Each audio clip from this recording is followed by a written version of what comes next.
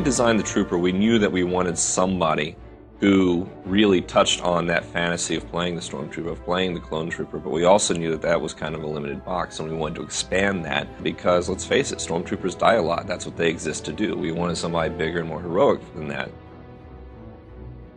So we start out with our basic Trooper, which is your basic armor set. That's pretty much an homage to the Clone Trooper and to the Stormtrooper. And then we go both directions with it. We take it down to kind of what the Rebel troopers and the Rebel soldiers, like you see on the Tantive 4, you see them on the Hoth Trooper, the Republic, the guys with the backpacks and the goggles. And then we gradually ramp you up past the armor and really start pushing the more intense looks. A big part of the Trooper has been that they're more aggressive than the Jedi. They aren't bound by this code necessarily. They have regulations, they have rules, obviously, this is the Republic, but they are very aggressive in defending the Republic. They will go out of their way to attack the Empire, to attack their resources, their personnel, their weapons, to make sure that this is not just a fair fight, that the Republic is going to win this fight at all costs. What we really wanted was somebody who brought that sort of military point of view, which is, on one hand, he is an officer in the Army, and on the other hand, war is hell. And sometimes you have to actually make the tough choices in order to get the stuff done. We had to sell animations to be giving them a strong feature. What defines a trooper? They are strong, they're efficient at what they do, and they carry a big supply of weapons that we need to support the animation to have these weapons look good in the game. This animation sells on how strong a trooper is in close battle. If the gun can't knock the enemy down, the trooper will physically knock them down. The Trooper is largely, first and foremost, inspired by the gun and inspired by using a gun to solve problems. And so what we looked for is movie clips and other games and how they actually handle largely automatic fire, actually getting in there and just mowing down fields of people with lots of weapons.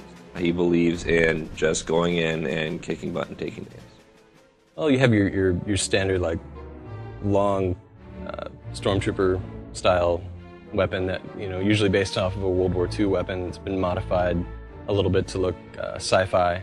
So you'll take an old German rifle, put 3 or 4 scopes on it, and there you have your Stormtrooper rifle. But really, we've gone a lot further than that and given our Trooper some really awesome weapons.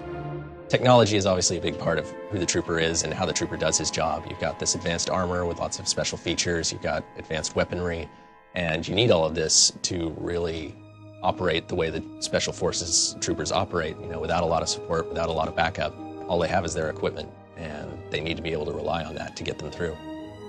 Designers spend a amount of time doing research on finding out what combat style is best fit for a particular class. They take those ideas and deliver it to animations for us to give it life. We'll test it out using motion capture and just basic hand key animations and put it in game with programming help. When we go in to get our motion capture, we have a good idea of how it's all going to play out, what we need, what kind of data we need to get. So we tell them to hold the weapon and interrogate someone. So I'll be the guy that they're interrogating. He'll tell me, "Hey, where are the droids at? Where are the droids?" Well, I don't know. Show me where the droids are at. One of the funnest things that we did during a motion capture was get a prop gun. And you can see that he's struggling, like this is heavy. But that was perfect because it shows how heavy something can be. And we take that data and deliver it in our game, just polish it up and make it look good for our characters. I think one of the biggest challenges that the players are going to face when they're playing as a Trooper is choosing how they're going to fight this war. We've faced by an enemy that we know will do anything to win. They'll kill civilians, they'll poison the water, they'll salt the fields, all of that.